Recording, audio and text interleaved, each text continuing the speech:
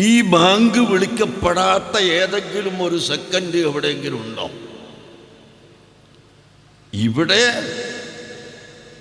ഒരു സമയത്ത് ബാങ്ക് വിളിക്കുന്നു, ഇവിടെ 6:10 അസ്തമിക്കുന്നു, ഇവിടെ അപ്പോൾ ബാങ്ക് വിളിക്കുന്നു.